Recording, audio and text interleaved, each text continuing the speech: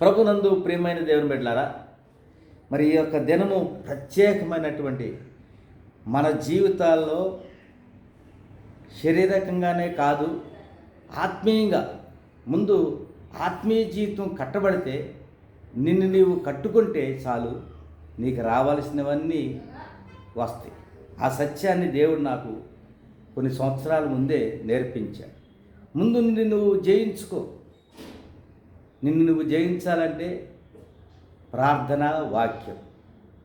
మోషే ఏ విధంగా తను తాను జయించి ఒక పర్వతానికి ఎక్కాడు, దావీదు తను తాను జయించి నన్ను ఎక్కలేనంత ఆయన ప్రార్థన అంతా కొండల తట్టున కనిపిస్తున్నాను, నాకు సహాయం ఎక్కడి నుండి వచ్చును, యెహోవా వల్లనే నాకు సహాయం కలుగునని దేవుడిని అడిగాడు, ప్రార్థించాడు. ప్రభువా, నేను ఎక్కలేనంత ఎత్తైన పర్వతానికి నన్ను ఎక్కించని ప్రార్థన చేశాడు అరణ్యంలో. కాబట్టి అలాంటి ప్రార్థనలు వారి జీవితాల్లో అంత స్థాయికి వెళ్ళడానికి గల కారణాలు ఈ లోకంలో ఒక విజయం చూసుకోవడానికి చూడలేదు. వారు తమ జీవితం అంతా కూడా ఆత్మీయంగా ఒక ఉన్నతమైన స్థాయికి ఎదగాలని ఎంతో ఎంతో ఆశపడ్డాను. అలాగే మన జీవితాల్లో కూడా ఆత్మీయంగా నేను దేవుని సేవలోకి వచ్చిన తర్వాత సుమారు 15 సంవత్సరాల వరకు కూడా సాధ్యమైనంత వరకు ఒక పూట భోజనంతో మరి నాకు తృప్తి కలిగే వరకు దేవుని సన్నిధిలో నా మీద నాకు నమ్మకం కలిగే వరకు కూడా దేవుని సన్నిధిలో పెనుగులాడటం జరిగింది. ప్రభునందు ప్రియమైన దేవుని బిడ్డారా, మోషే ఏ విధంగా ఒక ఉన్నతమైన స్థాయికి వెళ్ళాడు, దావీదు ఏ విధంగా ఒక ఉన్నతమైన స్థాయికి వెళ్ళాడు, అలాగే యెషయా ఏ విధంగా ఒక ఉన్నతమైన స్థాయికి వెళ్ళారో వారి యొక్క జీవిత రహస్యాల్ని ఈ దినం ప్రత్యేకంగా నేర్చుకున్నాం. చూడండి, కీర్తనలు రాసిన గ్రంథము 15వ అధ్యాయంలో మోషే ఏ విధంగా తన యొక్క స్థితి కొద్ది స్థితిలో నుంచి మహావృద్ధి నొందాడో ఆయన జీవిత రహస్యాలు కీర్తనలు 15వ అధ్యాయంలో 1వ వచనం నుంచి ధ్యానం చేసుకుందాం. తన జీవితంలో మోషే ఏ విధంగా దేవునికి ఇష్టడయ్యాడు. మరి కీర్తనల 15వ అధ్యాయంలో, యెహోవా, నీ గుడారములో అతిథిగా ఉండదగిన వాడెవడు, నీ పరిశుద్ధ పర్వతం మీద నివసింపదగిన వాడెవడు. దేవుని యొక్క గుడారంలో, దేవుని యొక్క ఇంటిలో అతిథిగా ఉండాలంటే, దేవుని యొక్క పరిశుద్ధ పర్వతం మీద నీవు నివసించాలంటే మొదటిగా ఉండాల్సిన లక్షణం యథార్థమైన ప్రవర్తన. రెండవదిగా నీతిని అనుసరించు హృదయపూర్వకముగా నిజం పలుకువాడే. మూడవది యథార్థమైన ప్రవర్తన, తన ప్రవర్తనలో యథార్థత. రెండవదిగా నీతిని అనుసరించాడు. మోషే హృదయపూర్వకముగా నిజం పలికాడు కాబట్టి దేవుని యొక్క గుడారంలో అతిథిగా ఉన్నాడు, దేవుని యొక్క పరిశుద్ధ పర్వతం మీద నివసించాడు. నాలుగవదిగా నాలుగుతో కొండెమలాడడు. ఐదవదిగా తన చెలికానికి కీడు చేయడు. ఆరవదిగా తన పొరుగువాని మీద నిందమోపడు. ఏడవదిగా అతని దృష్టికి నీచుడు, అసహ్యుడు. ఎనిమిదవది, అతడు యెహోవా యందు భయభక్తులు గల వారిని సన్మానించును. తొమ్మిదవదిగా అతడు ప్రమాణం చేయగా నష్టం కలిగినను మాట తప్పడు. పదవదిగా తన ద్రవ్యము వడ్డీకియడు. 11వదిగా నిరపరాధులను చెరుపుటకై లంచం పుచ్చుకొను అంటాడు. ఈ ప్రకారం చేయవాడు, ఈ 11 విషయాలు నీవు నీ జీవితంలో ప్రవర్తిస్తే ఈ ప్రకారం చేయవాడు ఎన్నడూనూ కదల్చబడడు. దేవునికి స్తోత్రం. మోషే యొక్క తన జీవితంలో ఆ స్థితికి ఒక దేవుడితో మోషే నా ఇల్లంతటిలో నమ్మకస్తుడు, మరి భూమి మీద నా ఇల్లంతటిలో నమ్మకస్తుడని మోషేని గురించి చెప్పాడు. మోషే మిక్కిలి సాత్వికుడని. ఎంత కోపిష్టి అంటే మోషే ఎంతో కోపిష్టి. మరి ఇశ్రాయేలుని మరి శపించాడు. మరి ఆయన అంత కోపిష్టి. దేవుడు అన్నాడు, మోషే నరుని కోపము దేవుని నీతిని నెరవేర్చదు. బండ మీద కొట్టంటే ద్రోహులారా, బండ మీద కర్రతో కొట్టు, నీరు లేదు ప్రభువా, నీరు కావాలి అంటే ఇశ్రాయేలుకి 6 లక్షల మంది, సుమారు 40 లక్షల మంది వారి భార్యలు పిల్లలతో నీరు లేవని దేవుడికి మోషేకి మనవి చేసినప్పుడు, ప్రభువా మరి నీరు కావాలని చెప్తే నీ చేతిలో ఏముందన్నాడు. కర్ర ఉందంటే ఆ కర్రను హోరేబు పర్వతం మీద చాప అన్నాడు. చాప అంటే ఈయన ఏం చేశాడంటే బండకేసి కొట్టాడు. కొట్టి దేవుడు ఎన్ని మేలులు చేసినా, ఎన్ని ఉపకారాలు చేసినా మీకు కృతజ్ఞత లేదని ద్రోహులారా త్రాగండి అన్నాడు. అప్పుడు దేవుడు కోపం వచ్చింది. నా ప్రజలు నేను ఎంతో మరి గ్రద్ద రెక్కల మీద మరి వారిని అంత జనాంగాన్ని నేను మోసుకుని ఐగుప్తు దేశం నుంచి ఇశ్రాయేలు దేశానికి మోసుకొని వస్తుంటే నువ్వు వారిని ద్రోహులారా అంటావా అని దేవుడు కోపించాడు. అలాంటి వ్యక్తి తన యొక్క జీవిత రహస్యాలు యథార్థ ప్రవర్తన ఉన్నదని, నీతిని అనుసరించానని, హృదయపూర్వకముగా నిజం పలికానని సాక్ష్యం ఇస్తాడు. అట్టివాడు నాలుగుతో కొండెములాడల, తన చెలికానికి తన ప్రక్కన ఉన్నటువంటి స్నేహితుడికి కీడు చేయ, తన పొరుగువాని మీద నిందల మోపల. ఆయన దృష్టికి, దేవుని బిడ్డల దృష్టికి నీచుడు, అసహ్యుడు. అతడు యెహోవా యందు భయభక్తులు గలవారిని సన్మానిస్తాడు. అతడు ప్రమాణముగా మాటలు చేయగా నష్టం కలిగిన మాట తప్పడు. ఎందుకంటే అతడు ప్రమాణం చేశాడు, తన ద్రవ్యాన్ని వడ్డీకీయుడు, నిరపరాధిని చెరుపుటకై లంచం పుచ్చుకొనుడు. ఈ ప్రకారం చేయవాడు ఎన్నడూ కూడా కదల్చబడని మోషే బల్లగుద్ది 15వ కీర్తనలో జీవిత అభివృద్ధికి రహస్యాన్ని. మనం ఏం చేస్తున్నాం? చెత్తంతటి కోసం ప్రయాసపడుతున్నాం, కానీ అసలు కేంద్ర బిందువు అయినటువంటి ప్రభు దగ్గర మన జీవితాల్ని కన్స్ట్రక్షన్ చేసుకోవట్లేదు. ఒక స్తంభాల్లాగా దేవుని దృష్టిలో మోషే ఏ విధంగా సాక్ష్యం పొందాడో అలా దేవుని దగ్గర సాక్ష్యం పొందితే నువ్వు అడుగు వాటికంటే, ఊహించు వాటికంటే అడగవసరం లేదు అసలు. ఎందుకంటే అసలు చేస్తే అన్నీ వచ్చేస్తాయి. అందుకే మార్తా ఎందుకు నువ్వు వ్యర్థ ప్రయాసపడుతున్నావు? అవసరమైనది ఒకటే, దేవుని పాదాల దగ్గర కూర్చుని నిన్ను నీవు సరి చేసుకుంటే వీటన్ని యథార్థ ప్రవర్తన, మరి అలాగే ఆ యొక్క నీతి నడుచుకోవటం, హృదయపూర్వకంగా నిజం పలకటం,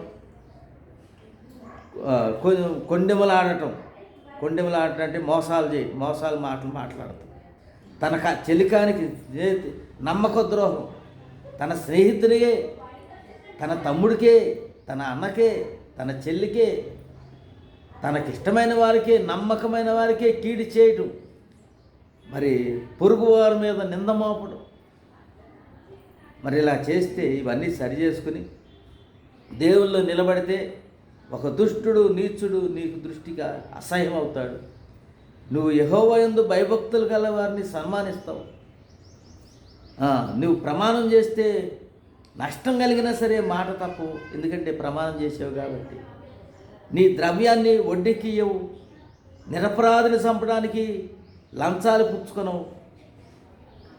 నిన్ను నీవు సరి చేసుకుని ఇవి నీతి క్రియలు కనుక చేయగలిగితే మోషే అంటాడు, యెహోవా పర్వతములోకి, నీ గుడారంలో, దేవుని యొక్క గుడారంలో అతిథిగా ఉంటావు.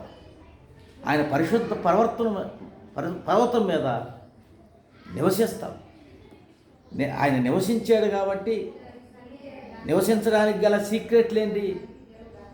కొన్ని చేశాడు, యథార్థంగా ఉన్నాడు, నీతిని అనుసరించాడు, నిజం పలికాడు. అంతేకాదు నాలుగుతో కొండెములాడలేదు, చిలికానికి కీడి చేయలేదు, పొరుగువాని మీద నింద మాపలేదు. ఇవి చేశాడు. అంతేకాదు ఆయన చేయటమే కాదు, అతను కొన్ని విషయాలు దేవుని దృష్టిలో మంచి విషయాలు చేశాడు. నీచుడు అసహ్యుడుగా ఉన్నాడు, అంటే దుష్టులు ఆలోచన చొప్పున నడవలేదు, పాపుల మార్గాన్ని నిలవలేదు, అపహాసులు కూర్చుని చోట కూర్చోలేదు. దేవుని యందు భయభక్తులు గలవారి దేవుని వాక్యాన్ని ధ్యానించి, దేవుని యొక్క వాక్యంలో ధర్మశాస్త్రములో దేవుని యందు భయభక్తులు గలవారిని సన్మానించాడు. అతను మాటిస్తే నెరవేర్చాడు, వడ్డీకి లేదు, నిరపరాధులు చంపలేదు, తన పరదేశులు చేర్చుకున్నాడు. ఈ ప్రకారం చేయవాడు ఎన్నడూ తన జీవితంలో కదిలించబడని మోషే చక్కగా చెప్పినట్లుగా చూస్తున్నాం. అలాగే దావీదు కూడా ఇంకొక వ్యక్తి. దావీదు కూడా తన జీవితంలో 24వ అధ్యాయం కీర్తన ఆయన కూడా రాశాడు. ఆయన ఏమని రాశాడు, ఏమని ప్రార్థన చేశాడు? ప్రభువా, నన్ను ఎక్కలేనంత నేను ఎక్కలేను, కానీ ఎత్తైన పర్వతానికి నన్ను ఎక్కించు అని ప్రార్థన చేశాడు.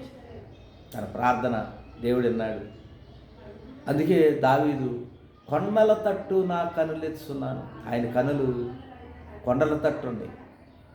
మరి అందరి కనులు, మన కనులు భూమి మీద ఉంటాయి, కానీ భూమి క్రింద వైపు ఉంటాయి, కానీ యేసు వైపు చూశాడు. కనులు కొండల తట్టు నా కనులెత్తుతున్నాను, నేను ప్రయాసపడుతున్నాను, నాకు సహాయం ఎక్కడి నుండి వచ్చును?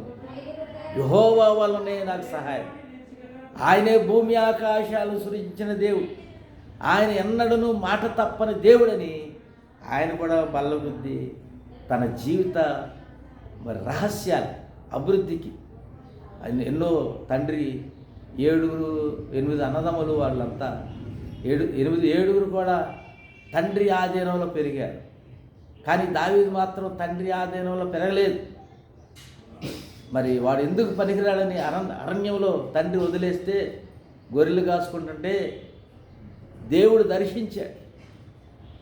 బాల్యం నుండి మరి ఆ యొక్క సమస్తం నేర్పించాడు. దేవుడు కోరుకున్న వ్యక్తిని బాల్యం నుండి తన యొక్క అభ్యాసం దేవుడు నేర్పిస్తాడు.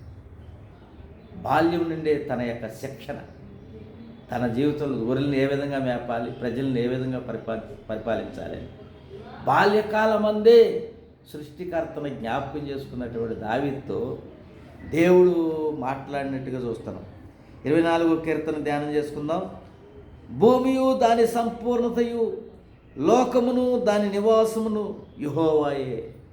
భూమి దాని సంపూర్ణత, లోకం దాని నివాసం, ఇవన్నీ కూడా కనిపిస్తున్నవన్నీ కూడా యెహోవాయే.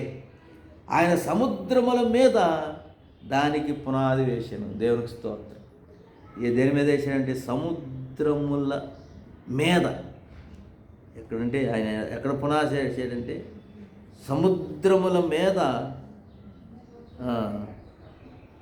సముద్రముల మీద దానికి పునాది వేశాడు. ప్రవాహ జలముల మీద దానిని స్థిరపరిచాడు. భూమిని ఎన్నో సముద్రాలు కలుస్తున్నాయి, వాటి మీద పునాదేశం. ప్రవాహ జలముల మీద, ప్రవాహ జలం విపరీతంగా మరి పారుతున్నాయి, దానిని స్థిరపరిచాడు. అయితే యెహోవా పర్వతమునకు ఎక్కదగిన వాడెవడు? ఈ భూమి మీద నుండి యెహోవా పరిశుద్ధ స్థలములలో నివసింపదగిన వాడెవడు? మోషే కూడా ఇది రాశాడు. నీ గుడారాల్లో అతిథిగా ఉండదగిన వాడెవడు? నీ పరిశుద్ధ స్థలాల్లో నివసింపదగిన వాడెవడు? ఎవడు అంటే ఈయనేమని రాశాడంటే, వ్యర్థమైన దాని యందు మనసు పెట్టకయు. వ్యర్థమైన దాని యందు మనసు పెట్టక. మనని మనసు ఎక్కడ పెడుతున్నామంటే వ్యర్థమైన దాని యందు మనసు పెట్టకయు, కపటముగా ప్రమాణం చేయకయు,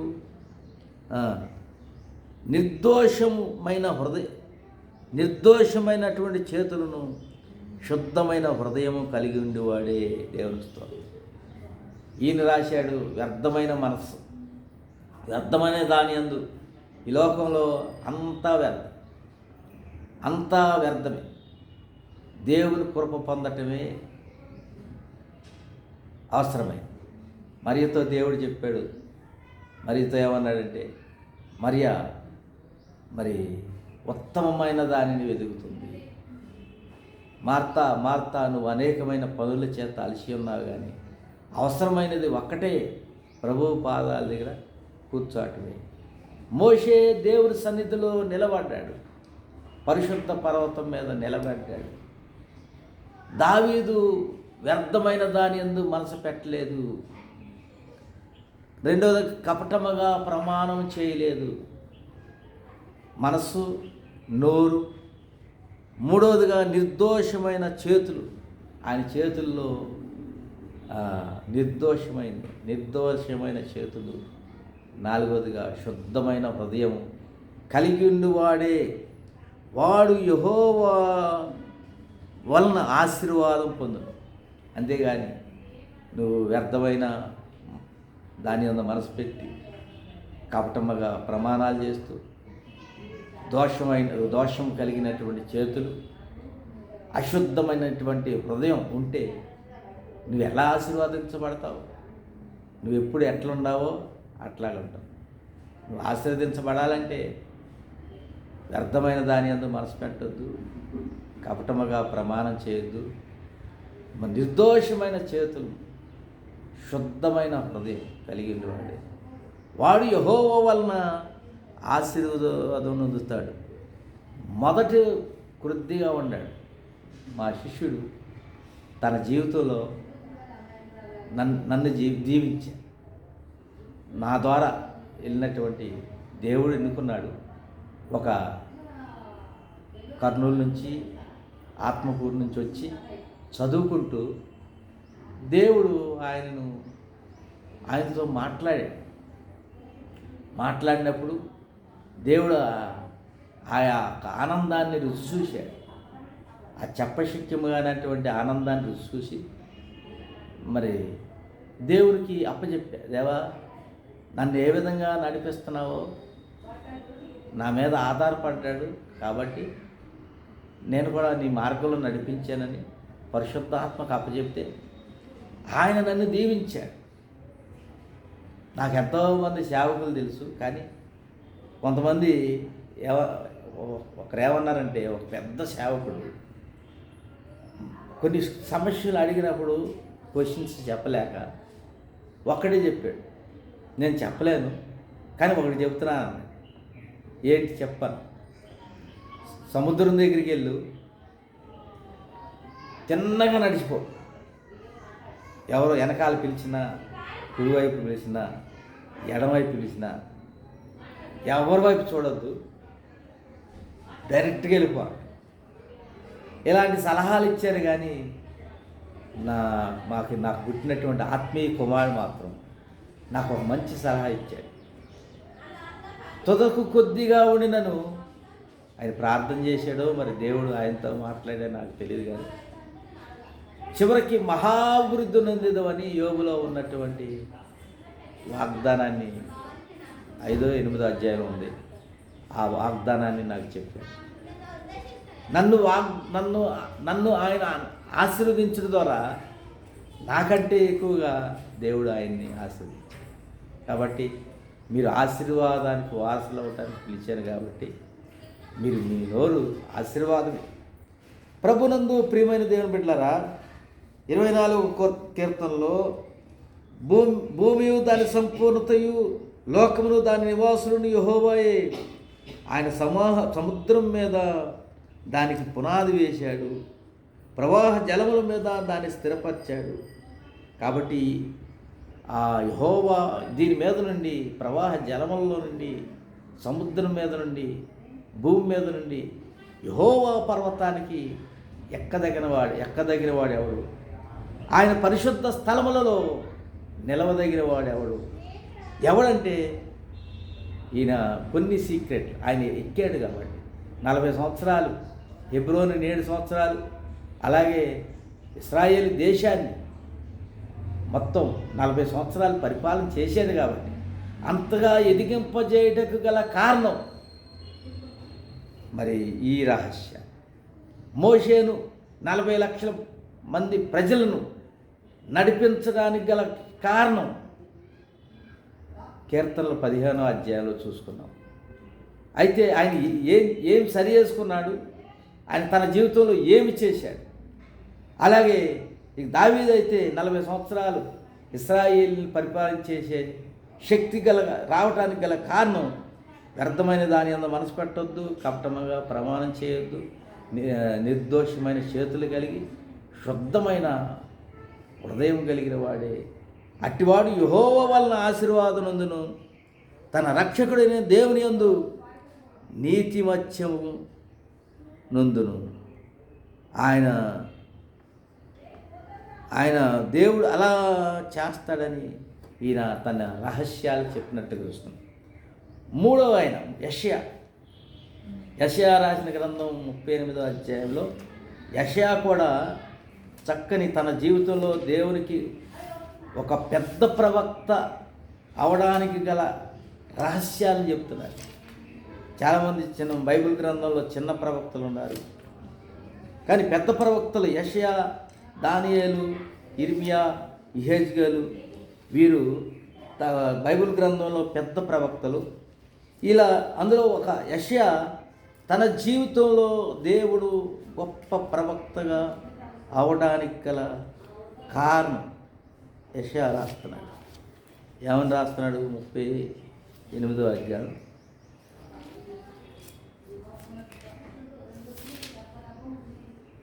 చూడండి. యెషయా రాసిన గ్రంథం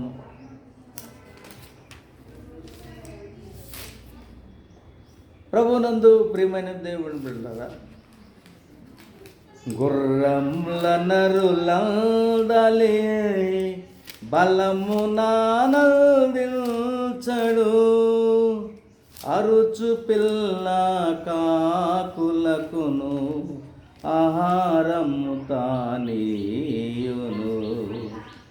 అరచు పిల్ల కాకులకును ఆహారము తానీయును. దేవునికి స్తోత్రము గానము చేయుటయే మంచిది, మనమందరము స్తుతి గానము చేయుటయే మంచిది. యెరూషలేము యెహోవాయే కట్టుచున్నవాడని, యెరూషలేము యెహోవాయే కట్టుచున్నవాడని. 33 యెషయా రాసిన గ్రంథం 33వ అధ్యాయము చూడండి, 16వ వచనం 15వ వచనం. యెషయా చెప్తున్నాడు తన జీవితంలో గొప్ప ప్రవక్త అవడానికి గల కారణం. మోషే చెప్పాడు తన జీవితంలో దేవునికి గొప్ప ఎత్తైన స్థితిలో ఉండడానికి గల కారణం. పాత నిబంధనలో గొప్ప భక్తులు ఎవరంటే మోషే. అలాంటి ఆయన గొప్ప స్థితికి గల కారణాలు చెప్పాడు. కొన్ని తను సరి చేసుకోవాలి, కొన్ని ప్రజలకి ఏ విధంగా ఉండాలో చెప్పాడు. దావీదు తన జీవితంలో తండ్రి వదిలేసిన ఆయన 8 అన్నదమ్ములు, 7 అన్నదమ్ములను కూడా సైన్యంలో చేశాడు యెషయా. కానీ దావీదు మాత్రం దేవుడు పెంచాడు, దేవుడు తయారు చేశాడు. దేవుడు తయారు చేసినటువంటి ఆయుధం. అలాంటి వారినే దేవుడు ఒక స్థితికి తీసుకుని వస్తాడు. వారే భూలోకాన్ని తలక్రిందులు చేస్తారు. దేవుడు తలక్రిందులు చేసినటువంటి దేవుడు ఎన్నుకున్నటువంటి వారే అలా చేస్తారు. కానీ మిగిలిన 7 అన్నదమ్ములు మాటలు చెప్తారు. కానీ ఎప్పుడైతే ఆయన వచ్చాడో, గొల్యాతు వచ్చాడో, గొల్యాతు లోయలోకి వచ్చినప్పుడు వారు ఏం చేయలేరు, పారిపోతారు. గొల్యాతు రాకముందు మాత్రం వాళ్ళు మంచి మంచి భోజన పదార్థాలు, మంచి ఎన్నో కబుర్లు చెప్తారు. కానీ ఎప్పుడైతే అసలు యుద్ధంలో వారు ఏమి చేయలేరు. ఎవరు చేయగలరంటే దేవుడు ఎన్నుకున్న వారికి బాల్యం నందే యెషయాని, ఇర్మియాని, దావీదుని, వీరందరినీ వారంతా కూడా దానియేలు, యెహెజ్కేలు బాల్యకాలమందే సృష్టికర్తను స్మరణ చేసుకుని దేవుడి చేతిలో వారు ఆయుధంగా ఉండాలి. ఇక్కడ యెషయా రాసిన గ్రంథం 33వ అధ్యాయంలో మీరందరూ చూడండి. నీతిని అనుసరించి నడుస్తూ ఆయన చెప్తున్నాడు. యెషయా దేన్ని అనుసరించి నడవాలంటే నీతిని అనుసరించి నడుస్తూ యథార్థముగా మాట్లాడుచు నిర్బంధన వలన వచ్చు లాభమును ఉపేక్షించు. తను వ్యర్థముగా వచ్చేటటువంటి భయంకరం మరి నిర్బంధన వల్ల వచ్చు లాభం, ఆ యొక్క అనవసరంగా వచ్చే లాభాన్ని ఉపేక్షించు. లంచం పుచ్చుకొనకుండా తన చేతులను ముడుచుకొని హత్య అను మాట వినబడకుండా తన చెవులను మూసుకొని చెడుతనము చూడకుండా కన్నులను మూసుకునేవాడు ఉన్నత స్థలాల్లో నివసించింది. దేవుని స్తోత్రం. పర్వతములలోని శిలలు అతనికి కోటాగును. నువ్వు ఎత్తైన స్థితికి నువ్వు ఎదగాలంటే ఇవి ఈ ఆజ్ఞలు హృదయపూర్వకముగా, అందుకే దావీదు కూడా చెప్పాడు ఏది తన సొలొమోనుకి, వీటిని ఉపదేశించు, కంఠస్థం చేయి. నువ్వేం చేయలేవు, నీకు నువ్వు ఏం చేయాలనుకున్నావు కానీ నీకు నువ్వు ఉబ్బిపోవటమే తప్ప, నీకు నువ్వు మార్చుకలేసుకోవటమే తప్ప నీ అంతటా నీవు ఏమీ చేయలేవు. ప్రభు కృపలైంది, ప్రభు అనుగ్రహంలైంది, అది చేసినా నిలవు. కాబట్టి నీతిని అనుసరించు, యథార్థంగా మాట్లాడుచు, నిర్బంధన వల్ల వచ్చు లాభాన్ని ఉపేక్షించే, లంచం పుచ్చుకొనకుండా తన చేతులను ముడుచుకో, హత్య అనే మాట వినకుండా చెవులను మూసుకో, చెడుతనం చూడకుండా కన్నులు మూసుకో. చెవులు మూసుకుని చెవులు జాగ్రత్త. నీ యొక్క అనుసరించడం అంటే కాళ్ళు, నీ కాళ్ళు జాగ్రత్త, నీ నోరు జాగ్రత్త. నిర్బంధన వల్ల వచ్చు లాభమును ఉపేక్షించు. మరి నీ చేతులు జాగ్రత్త.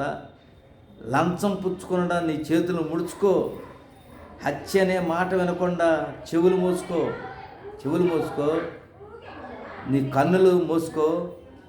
అప్పుడు నీవు ఉన్నత స్థలాల్లో నివసిస్తావు. అది సమస్య లేదు. ఎందుకంటే దేవుడు నాకు వచ్చినప్పుడు అరణ్యంలో ఉన్నప్పుడు ఇదే మాటలు నాకు బోధించారు. చెడుతనం చూడకుండా కన్నులు మూసుకో. నేను యవనస్తులు యూనివర్సిటీలో, ఉస్మానియా యూనివర్సిటీలో రకరకాల ఏకాంత ప్రార్థనకి వెళ్తే నేను వేరే చూస్తున్నాను. దేవుడు అన్నాడు, అది చూడమాక, కన్నులు మూసుకో, నీవు ఉన్నత స్థలాల్లో నివసిస్తావు. నేను కన్ను ఉన్నానని మరి ఆ యవనస్తులు వాళ్ళకి ఇష్టం నన్ను పట్టించుకునేవాళ్ళు కాదు. నేను దేవుని భయంతో, దేవుడు నాతో చెప్పాడు కాబట్టి కన్నులు మూసుకునేవాడు. హత్య అనే మాట వినకుండా చెవులు మూసుకో. అప్పుడు నీవు ఉన్నత స్థలాల్లో నివసిస్తావు. పర్వతములలోని శిలలు అతనికి కోటాగును. పర్వతాల్లో నీవు నివసిస్తావు, నీ కోటలాగా.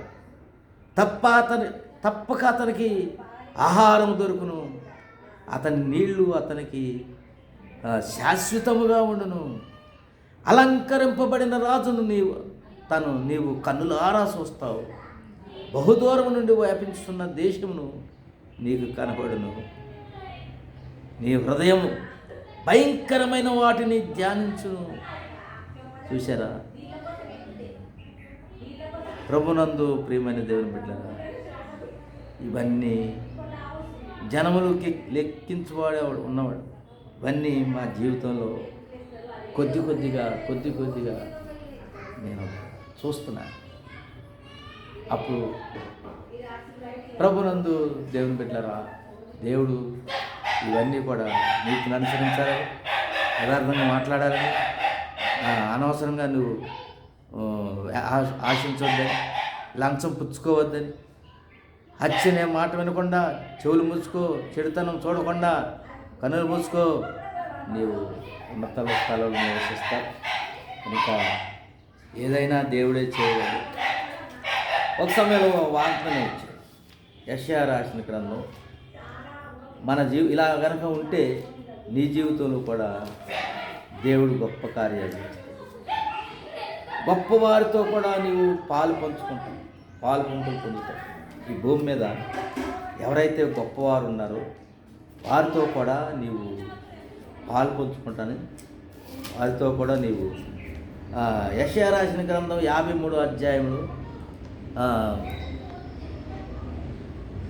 10వ వచనం నుంచి, అతనిని నలగగొట్టుటకు యెహోవాకి ఇష్టమాయను, ఆయన అతనికి వ్యాధిని కలగజేసెను, అతడు తను తాను పరిహారార్థ బలిగా చేయగా అతని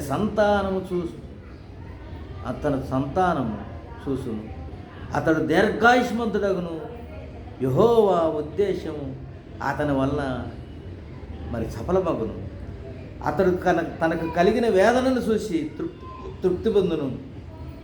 నీతిమంతుడైన నా సేవకుడు జనుల దోషాన్ని భరించి తనకున్నటువంటి అనుభవ జ్ఞానము చేత అనేకులను నిర్దోషులుగా చేయను. మరి ఇవన్నీ కూడా ఒకనొక సమయంలో దేవుడు నాకు ఉపదేశం చేశాడు.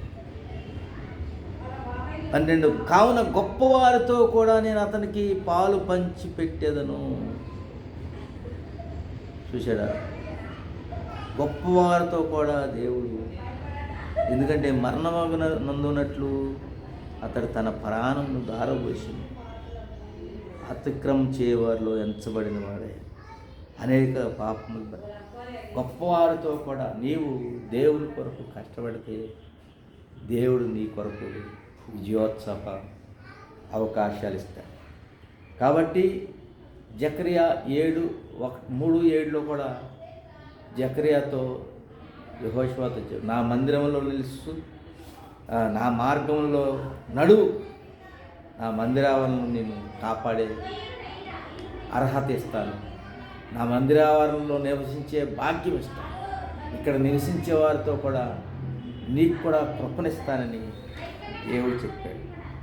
అలాగే ప్రకటన 2:23 వచనం, నేను వచ్చు వరకు తుయితేరా సంఘంతో దేవుడు చెప్తాడు, నేను వచ్చు వరకు నేను నీకు అప్పగించిన దాన్ని, ఏదైతే నేను నీకు అప్పగించానో భద్రంగా కాపాడు. అప్పగించిన దాన్ని భద్రంగా కాపాడితే నీకు ఎన్నో మేలులు ఇస్తాను, ఎన్నో విజయాలు ఇస్తాను. 2:20 నుంచి చూస్తే, నేను నీకు అప్పగించిన దాన్ని భద్రంగా కాపాడితే 25వ వచనం, నేను వచ్చు వరకు మీకు కలిగి ఉన్న దానిని గట్టిగా పట్టుకొను. ఏదైతే కలిగి ఉన్నావో దేవుడు వచ్చే వరకు కూడా గట్టిగా పట్టుకోవాలి. ఏదైతే కలిగి ఉన్నావో జకర్యా 3:7లో కూడా 3:7లో, సైన్యములకు అధిపతి యెహోవా సెలవిచ్చినదేమనగా, నా మార్గములలో నడుచుతూ నేను నీకు అప్పగించిన దాన్ని భద్రముగా గైకొని ఎడల నీవు నా మందిరం మీద అధికారివై నా ఆవరణములను కాపాడువాడవగదు, మరియు ఇక్కడ నిలిచే భాగ్యం వారికి కలిగినట్లుగా నా సన్నిధి నిలిచే భాగ్యం నీకు కూడా ఇస్తాను అని దేవుడు సెలవిస్తున్నాడు. దేవుడి కంటే ఉత్తమైంది ఏది? అబ్రహాం అన్నాడు, అబ్రహాం కుమారుల కంటే, కుమార్తెల కంటే, భార్య కంటే ఎక్కువగా దేవుణ్ణే ప్రేమించాలి. ఎందుకంటే మన ప్రాణము ఆయన వశువులో, జీవము గల దేవుని వశువులో ఉంది. కాబట్టి అది వదిలేసి దేవుణ్ణి సేవించాల్సింది వదిలేసి మనకు దేవుడు ఇచ్చిన వారిని దేవుడు చూసుకుంటాడు. మనం దేవుని సంతోషపరిస్తే దేవుడు మన పిల్లల విషయంలో ఆకాశమంతా వారిని ఎదిగింపజేస్తాడు. మనం ఏం చేయగలం? మనం ఎంత ఉన్నామో అంతవరకే లిఫ్ట్ చేయగలం. దేవునికి అప్పచెప్తే దేవుడు గొప్పగా చేస్తాడు. ప్రకటన 2:25లో కూడా చక్కగా దేవుడు చెప్పాడు, నేను నీకు ఏదైతే అప్పగించానో, నేను వచ్చు వరకు మీకు అప్పగించిన దానిని గట్టిగా పట్టుకొనిడి నేను నా తండ్రి వలన అధికారం పొందినట్లు జయించు అంతవరకు నా క్రియలు జాగ్రత్తగా చేయడానికి ఏమిస్తాడంటే జనుల మీద అధికారం ఇచ్చేదను. అతడు ఇనపదండంతో వారిని ఏలును. వారు కుమ్మరి వాని పాత్ర వలె పగలగొట్టబడదురు. మరలా అతనికి వేకు చుక్కని ఇచ్చేదను. మనుషులతో ఆత్మ చెప్పుచున్న మాట చెవులు కలిగిన వాడు వినుగాక. చెవులంటే ఈ చెవులు కాదు, ఆత్మ చెవులు. ఆత్మ చెవులుండి, ఆత్మ నోరుంది, ఆత్మ కన్నులుండి, కాబట్టి ఆత్మ హృదయం ఉన్నది. అవి మన జీవితాల్లో నేను సుమారు దేవుణ్ణి సంతోషపరచడానికి మరి ఎక్కువ సంవత్సరాలు దేవుని దగ్గరే.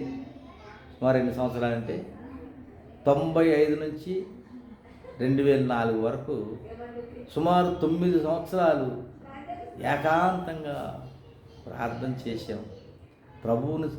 ప్రభువులో తృప్తి రావడానికి నేను ప్రయాసపడ్డాను.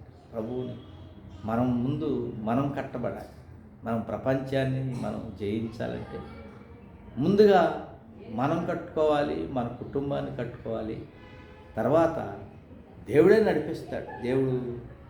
దేవుడు నడిపింపుని నేను ఎంతో సంతోషపడతా. ఒక్కొక్క సమయంలో ఒక్కొక్కరి గురించి బాధపడేవాళ్ళం.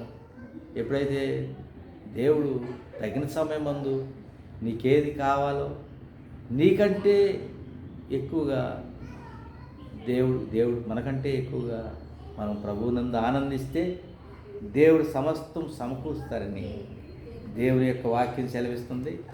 ప్రభునందు ప్రియమైన దేవుని బిడ్డలారా, మోషే ఏ విధంగా ఒక గొప్ప స్థితికి వెళ్ళాడో, అలాగే దావీదు ఏ విధంగా ఒక గొప్ప స్థాయికి వెళ్ళాడో, అలాగే యెషయా దేవుని సన్నిధిలో ఎలా గొప్ప ప్రవక్త అయ్యాడో, గొప్ప పెద్ద ప్రవక్త అయ్యాడో, మన జీవితాల్లో కూడా మనం అవ్వాలంటే అవన్నీ దేవుని దగ్గర, దేవుని చేత, దేవుని సన్నిధిలోనే, దేవుని పాదాల దగ్గరే కృప దొరుకు.